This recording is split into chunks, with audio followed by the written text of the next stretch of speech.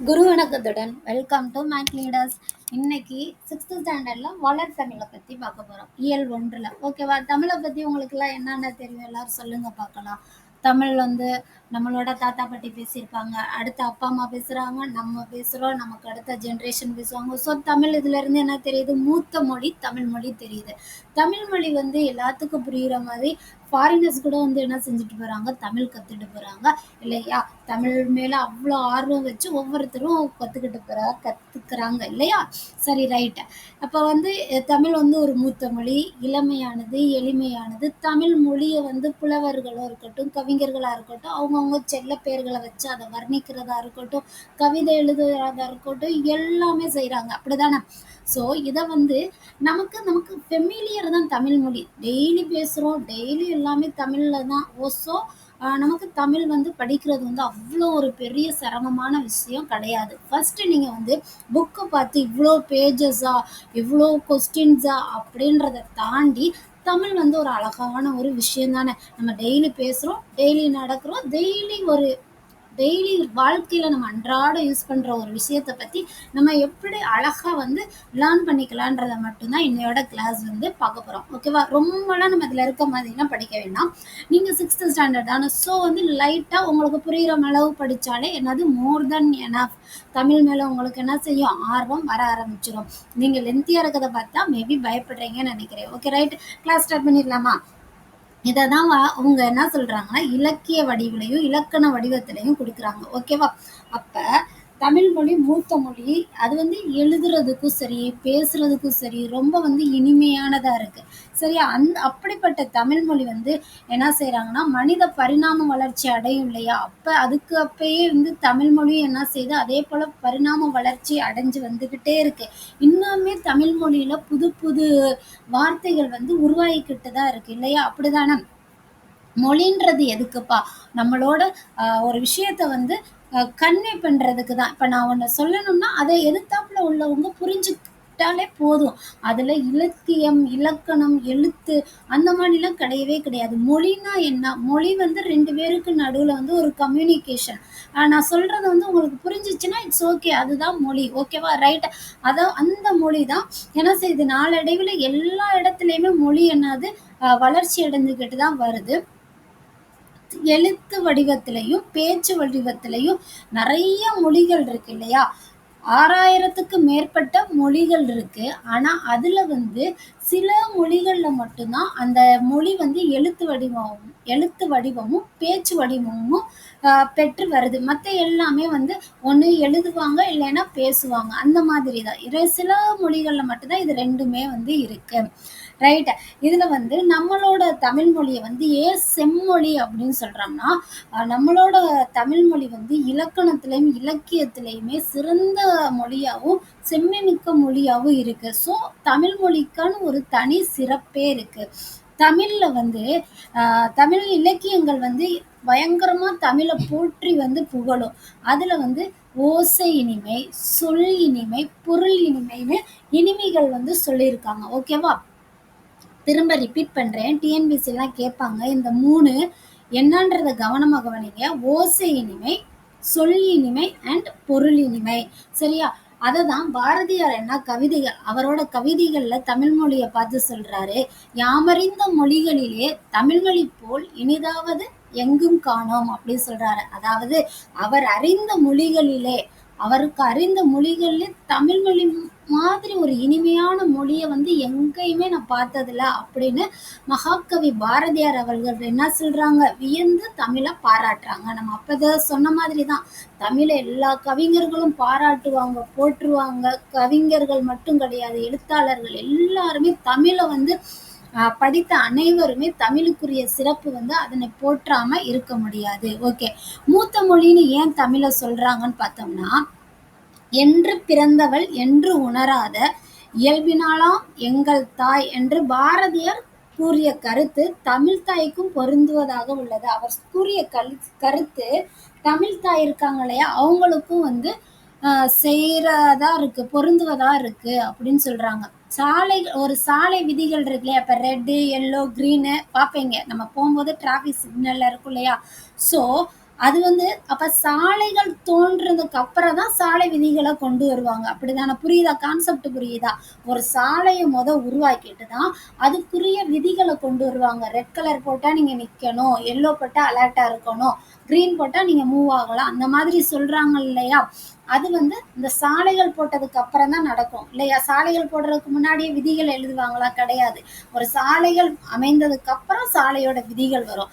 அதே போல என்ன சொல்றாங்கன்னா, இலக்கியம் தோன்றிய பிறகே என்னது இலக்கியம், நல்லா கவனிங்க, இது ரொம்ப முக்கியமான லைனு. இலக்கியம் தோன்றிய பிறகே அதற்குரிய இலக்கண விதிகள் தோன்றியிருக்க வேண்டும். சரியா? அப்ப இலக்கணம் தோன்றுவதற்கு முன்னாடியே இலக்கியம் தோன்றியிருக்கு அப்படின்னு சொல்றாங்க. தொல்காப்பியம் வந்து நமக்கு தமிழ்ல கிடைத்த ஒரு அழகான மிக பழமையான இலக்கண நூல். அப்படிதானே தொல்காப்பியம்? அப்ப அதுக்கு முன்னாடியே தமிழ் இலக்கிய நூல்கள் இருந்திருக்கணும். ஸோ இது மூலம் தமிழ் வந்து ஒரு தொன்மையான மொழி அப்படின்னு நமக்கு தெரிகிறது. தெரியுதானே? ரைட். எளிய மொழி அப்படின்னு எப்படி சொல்றோம் அப்படின்னு பார்த்தா, தமிழ் மொழியை வந்து ஃபாரினர்ஸ் வந்து நம்ம தமிழ் கத்துக்கிறாங்க தானே. நிறைய நீங்கெல்லாம் பார்த்துருப்பீங்க, இப்பெல்லாம் சைனீஸ் கூட வந்து தமிழ் கத்துக்கிறாங்க, லேர்ன் பண்றாங்க. யூஎஸ்ல இருந்து வர்றவங்க அழகா தமிழ் பேசுறாங்க இல்லையா? தமிழ் மேல ஆர்வம் கொண்டு வந்து தமிழ் மேல படிக்கவும் எழுதவும் கத்துக்கிறாங்க. ஈஸியாவே தமிழ் வந்து என்ன செய்யும், மற்றவங்களுக்கு இடையே கம்யூனிகேட் பண்ண வேகமா வந்து முடியும். ஓகே, அவ்வளவு ஒரு அழகான மொழி தான் தமிழ் மொழி. தமிழ்ல உயிரும் மெய்யும் இணைவதால் தோன்றுபவை உயிர்மெய் எழுத்துக்கள். நமக்கு தெரியும் தானடா, ஃபர்ஸ்ட் ஸ்டாண்டர்ட்ல இருந்து படிக்கிறோம்ல, உயிர் எழுத்துக்களும் மெய் எழுத்துக்களும் இணைவதால் தோன்றுவதுதான் என்னது உயிர்மெய் எழுத்துக்கள். உயிரெழுத்துக்களும் மெய்யெழுத்துக்களும் ஒலிப்பு முறையே எது? உயிரெழுத்து அது எப்படி ஒலிக்குது, அது எப்படி ஒலிக்குதுன்னு அதை நம்ம அறிஞ்சுக்கிட்டோம்னா உயிர்மெய் எழுத்துக்களை வந்து நம்ம ஈஸியாவே வந்து என்ன செய்யலாம், படிக்கலாம். இதுக்கு தான் எங்களோட ஸ்கூல் பீரியட்ல என்ன சொல்லுவாங்கன்னா, அ அ இ இ அம்மானா அ இம் மா அம்மா அப்படி சொல்லி லவுடா கிளாஸ்ல கத்தி சொல்லுவாங்க. அதுதான் எங்களோட ஃபர்ஸ்ட் கிளாஸே அப்படிதான் ஸ்டார்ட் ஆகும். நீங்க படிக்கிற மாதிரி அவ்வளோதான். அதை வந்து டெய்லி ப்ராக்டிஸ் பண்ணுவாங்க. தினம் வந்து லவுடா அம்மானா அம்மா சொல்லக்கூடாது, இம் மா அம்மா, எழுத்துக்கூட்டி ஆ து ஆடு அப்படின்னு கத்தணும். லவுடா வந்து என்ன சொல்லணும், அந்த ப்ரொனவுன்சியேஷன் வர்ற அளவுக்கு நம்மளை என்ன செய்வாங்க, எங்களை ப்ராக்டிஸ் கொடுப்பாங்க. ஸோ அப்படிதான் வந்து தமிழ் வந்து கற்றுக்கிட்டது ஈஸியாக. தமிழில் வந்து அப்போ எவ்வளோதான் கடைசி மார்க் எடுக்கிற குழந்தையுமே தமிழ் வந்து ரீட் பண்ணுறது அவ்வளோ அழகாக ரீட் பண்ணும், தமிழில் எந்த ஒரு மிஸ்டேக் இல்லாமல். இப்போ வந்து தமிழை அப்படி உங்களால் படிக்க முடியுதா? இந்த கொஸ்டின் மார்க், அதுக்கு நீங்கள் வந்து ஆன்சர் பண்ணணும் ஏ அப்படின்னு. ஓகேவா? ரைட். ஓகே, இதுக்கு எடுத்துக்காட்டு வந்து இந்த அமுது இருக்கு இல்லையா, அ கூட்டல் மு கூட்டல் து, அமுது. நான் சொன்னேன் இல்லையா எப்படி சொல்லுவாங்கன்னா, அ மு து, மூணுமே கீழே குறில் அந்த மாதிரி கீழே குனிஞ்சு அ மு து அமுது அப்படி சொல்லுவாங்க. ரைட்டா? இந்த மாதிரி என்ன செய்யணும்னா எழுத்தை கூட்டி கூட்டி வந்து படிக்கணும். தமிழ் மொழியில வலஞ்சுழி எழுத்துக்கள், இடஞ்சுழி எழுத்துக்கள்லாம் இருக்கு. வடஞ்சுழி எழுத்துக்கள்ல அ ஏ ஔ ந, மூணு சொல்லி ந ந, அதெல்லாம் வந்து வலஞ்சுழி. இடஞ்சுழி எதுனா ட ய ல. சரியா? இதை வந்து நோட் பண்ணிக்கோங்க. டிஎன்பிசி ஸ்டூடெண்ட்ஸ் யாராவது பார்த்தீங்கன்னா இதை நோட் பண்ணிக்கோங்க. வடஞ்சுழி எழுத்துக்கள் என்ன, இடஞ்சுழி எழுத்துக்கள்னா என்ன அப்படின்னு. ஓகே, இது ஒரு பாக்ஸ் பாயிண்ட் தான். நமக்கு கிளாஸ்ல வந்து குழந்தைகளுக்கு இம்பார்ட்டன்ட்டு. ஓகே, டிஎன்பிசியில் மேக்ஸிமம் கேட்கலாம். தமிழ்ன்ற சொல் வந்து முதல்ல எந்த இலக்கியத்தில் எடுத்து ஆளப்பட்டது அப்படின்னா, தமிழ்ன்ற சொல் தொல்காப்பியத்தில் தான் எடுத்து எழுதினாங்க. அடுத்து தமிழ்நாடுன்ற சொல் வந்து சிலப்பதிகாரத்திலையும் வஞ்சிக்காண்டத்திலையும் இருக்கும்.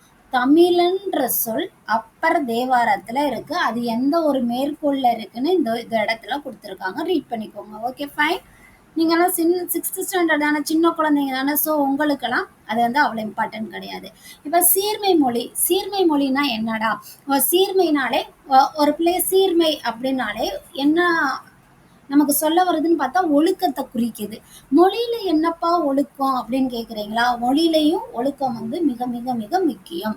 அதாவது நம்ம தமிழுக்கே உள்ள அழகான ஒரு விஷயம் என்னன்னா, யாரையுமே தாழ்வா நினைக்காது தமிழ். அப்படிதான். உயர்திணை அக்ரிணை 2 படிச்சிருப்போம் இல்லையா? உயர்திணை அஃறிணை. உயருக்கு ஆப்போசிட் என்னடா? உயர்வுக்கு எதிர்ச்சொல் என்ன? தாழ்வு. அப்ப நீங்க யோசிச்சிருக்கீங்களா? உயர்திணைன்னு சொன்னா தாழ்வு திணை தானே வரணும். ஏன் அந்த இடத்துல அஃறிணை வந்தது? ஏன் உயர்திணை அஃறிணை சொல்றாங்கன்னு என்னைக்காவது யோசிச்சிருக்கீங்களா?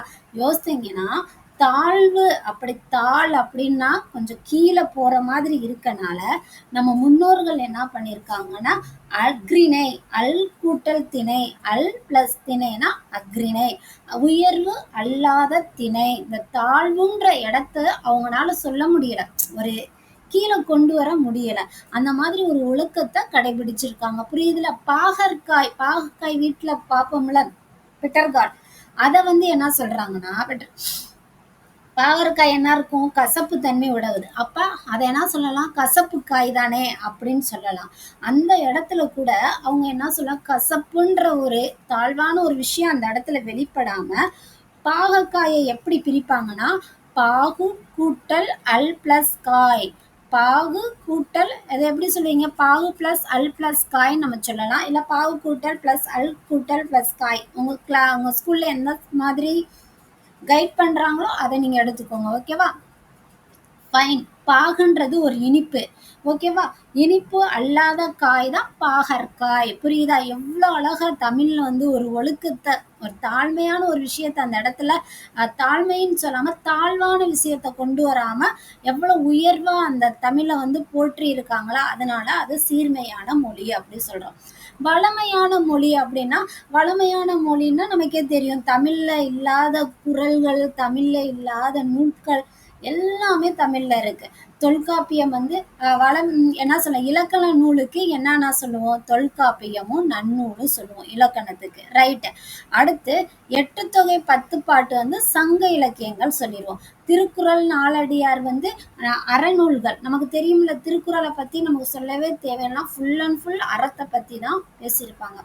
சிலப்பதிகார மணிமேகலை வந்து இந்த காப்பியங்கள்லாம் வந்து இந்த வாழ்க்கைக்கு தேவையான இலக்கிய இலக்கண வளம் வந்து நிறைந்த மொழி. ஓகேவா? இததான் வந்து வளமிக்க மொழி. நம்மள்ட்ட எல்லாமே இருக்கு. நம்மளோட தமிழ் மொழியில எல்லாமே இருக்கு. தமிழ் மொழி சொல்வளம் மிக்கது. ஒரு பொருளோட சூழ்நிலைக்கு தகுந்த மாதிரி பெயர் சூட்டுவது தமிழ் மொழியோட சிறப்பு. பூல 7 நிலை இருக்கா? தனித்தனி பெயர் இருக்கும் இல்லையா?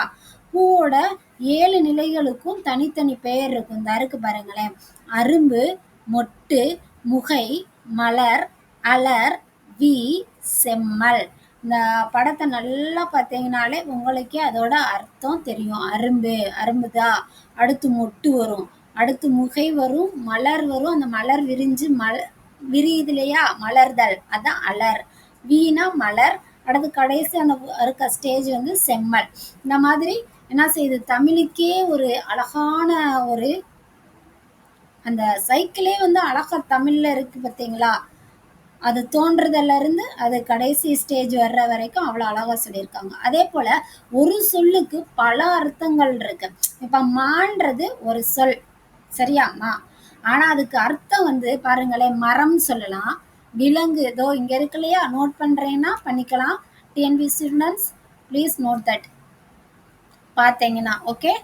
மரம், விலங்கு, பெரிய, திருமகள், அழகு, அறிவு, அளவு, அழைத்தல், துகள், மேன்மை, வயல், வண்டு.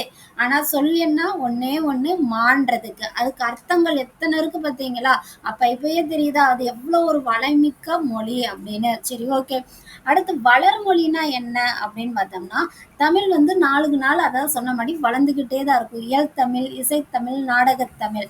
இயல்தமிழ் வந்து எதை வெளிப்படுத்தும் கேட்டா எண்ணத்தை வெளிப்படுத்தும். இசைத்தமிழ் நம்மளோட உள்ளத்தை மகிழ்விக்கும். நாடகத்தமிழ் வந்து உணர்வுல கலந்து நிற்கும். இதை நோட் பண்ணணும்னா பண்ணிக்கலாம். ஓகே.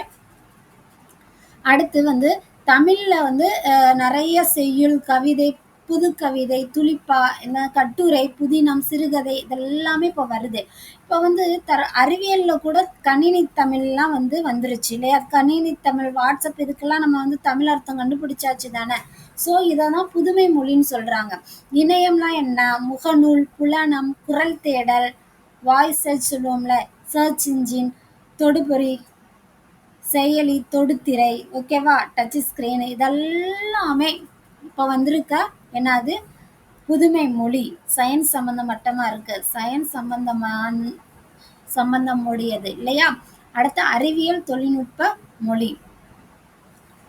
எழுத்து வடிவம் பெறாத மொழிகள் பல, அதாவது சொன்னோம்ல சிலதுல எழுத்து வடிவம்லாம் சில மொழிகளுக்கு இன்னும் இல்லை அப்படின்னு.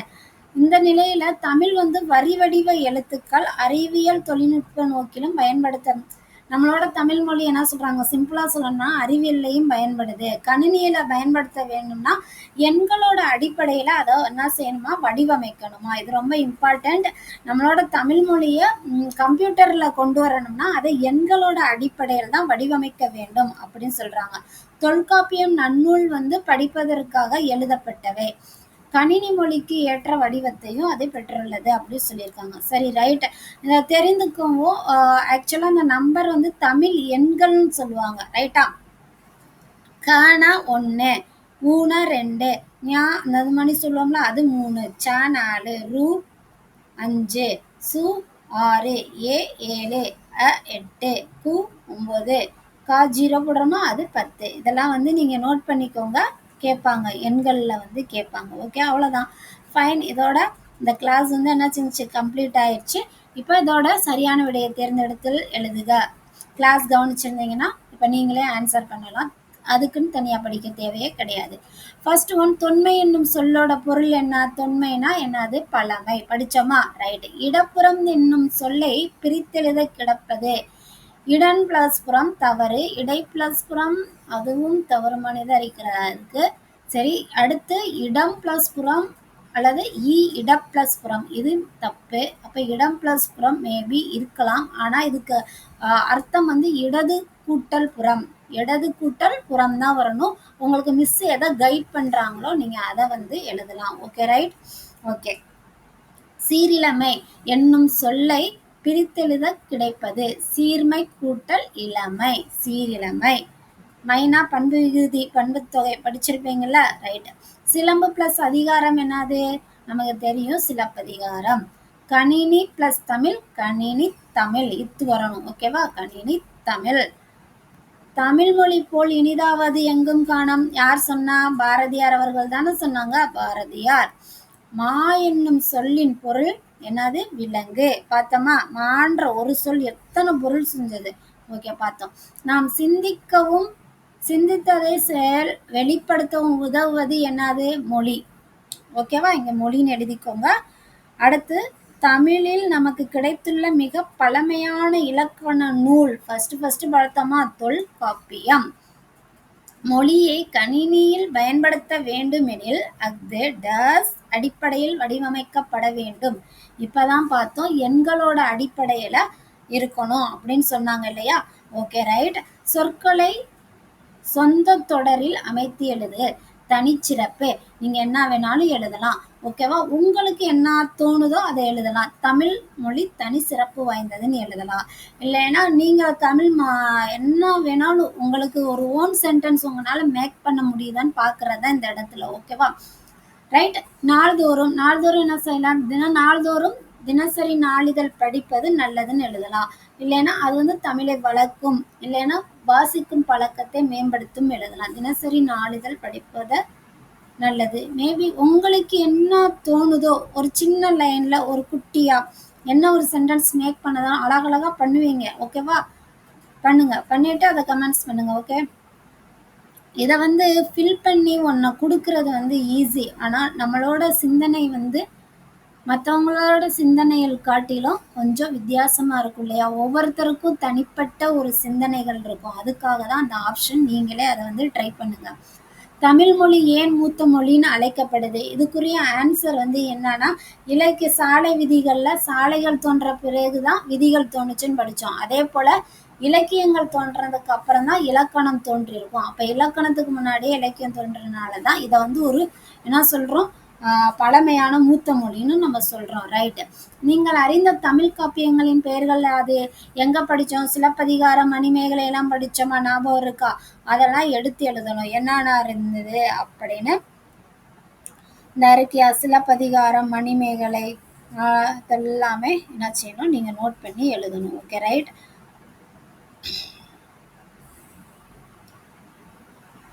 ஃபைன். அடுத்து அக்ரிணை, பாகற்காய் ஆகிய சொற்களின் பொருள் சிறப்பு யாது? சிறுவினா. நம்ம படிச்சோமா அக்ரிணை உயர்வு அல்லாத திணையாத பாகற்காய், பாவு கூட்டல் அல் பிளஸ் காய் படிச்சோம், ஞாபகம் இருக்கா? தமிழ்ல வந்து ஒரு சின்ன விஷயத்துக்கு கூட அது தாழ்வடையாம அவங்க பார்த்துக்கிட்டாங்கன்னு இந்த இருக்கு இல்லையா, உயர்திணை அக்ரிணை, இதை ஃபுல்லாவே எழுதணும். அதுக்கு எவ்வளோ ஷார்ட் ஃபார்ம்ல நீங்க சுருக்கி விஷயம் என்னன்றதை மட்டும் நீங்க தெளிவா எழுதினாலே போதுமானது. இந்த பிங்க் கலர்ல கொடுத்துருக்காங்க இல்லையா, அது வந்து ரொம்ப இம்பார்ட்டன்ட், அதை மிஸ் பண்ணிடாதீங்க. அதுக்கு வந்து தனியா மார்க் வந்து அலாட் பண்ணுவாங்க. Okay fine, very good. அப்படியே நீங்களாம் வந்து ட்ரை பண்ணி தேடி கிடைக்கும் போது அது வந்து நம்மள அறியாமலே நமக்கு வந்து ஒரு படிக்கிற விஷயத்த தூண்டும். ஓகேவா, ஃபைன். தமிழ் மொழியின் சிறப்பை குறித்து 5 வரிகளில் எழுதிடுவீங்களா? நம்பலாமா? Okay fine, very good. இதோட கிளாஸ் வந்து இன்னைக்கு கம்ப்ளீட் ஆகுது. இன்னையோட கிளாஸ் எப்படி இருந்துச்சுன்னு நீங்கள் கமெண்ட்ஸ் பண்ணுங்கள். அண்ட் இந்த வீடியோ பிடிச்சிருந்துச்சுன்னா உங்கள் ஃப்ரெண்ட்ஸ்க்கு சொல்லுங்கள், உங்களோட சப்போர்ட் கொடுங்க. ஓகே, நல்லதே நடக்கும். நாளைக்கு இன்னொரு வீடியோவில் பார்க்கலாம். நன்றி, வணக்கம், பாய்.